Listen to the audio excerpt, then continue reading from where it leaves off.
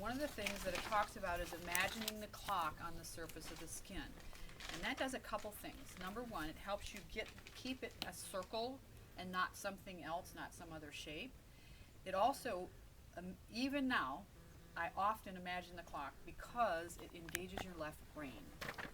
And one of the really remarkable and exciting things about this little circle and a quarter is that it actually stimulates your brain and your horse's brain to go into what they call the awakened mind state, where both sides of your brain are producing all 4 brain waves. And that is an unusual brain state that's been measured in people who they've done some studies on what they call flow. There's a state that we get in, and you've all experienced flow. And it's when you are unconscious of anything else around you, you are totally involved in what you're doing, and you feel euphoric. That's when you're in flow.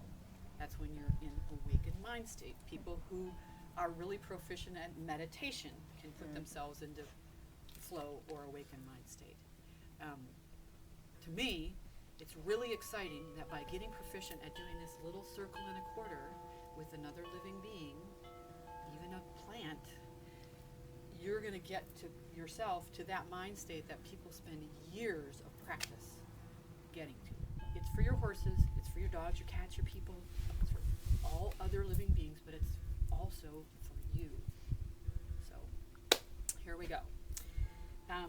The easiest way to learn it that I think of is kind of if you start on your own arm. This part of your arm is just one of the easiest places to work on because the skin is loose, it's not real tight, and you can kind of feel the muscles underneath there, you know, and you can feel the tension. You're really just moving the skin. Like the python lifts, you're not trying to massage, you're not trying to stroke, you're trying to just move the skin. So if 6 is always down and I stand like this, 6 is at the ground, I'm just going to push my skin around a circle. Now I'm back at 6, and now I go up to about 9, and then I just hold for a couple seconds, and then I release it downward. Okay? I don't take my pressure off. It's a lot like the python lift in that I don't actually remove the pressure until it gets back down where it is. A good way to describe it is like squeezing a sponge. You press the sponge and go around the circle, and then when you get back to here, you let the water out of this, or you let the pressure off the sponge. Okay, so your hand may not go back to 6 when you let the pressure off, but if you're actually moving the skin and you just relax, it will.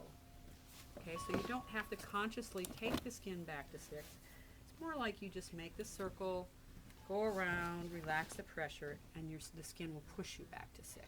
6 is always towards the ground, and the reason I say that is because sometimes you'll be on a horse and you're trying to work on their side or something. Mm-hmm. So right now it's easy because your arm is pointing towards the ground. So 6 around the clock, back to 6, up to 9, and then I release and let it take me back. It's actually clockwise. Okay, 6 o'clock, 9 o'clock, right. 12 o'clock, 3 Yes. o'clock. Yes. Back to 6, up to 9. Up to 9. Okay. And let go. Yep. Okay. So here we go. Relax. All right, so that's what it looks like. Now, this is your side. Yep. 6 o'clock is still towards the ground.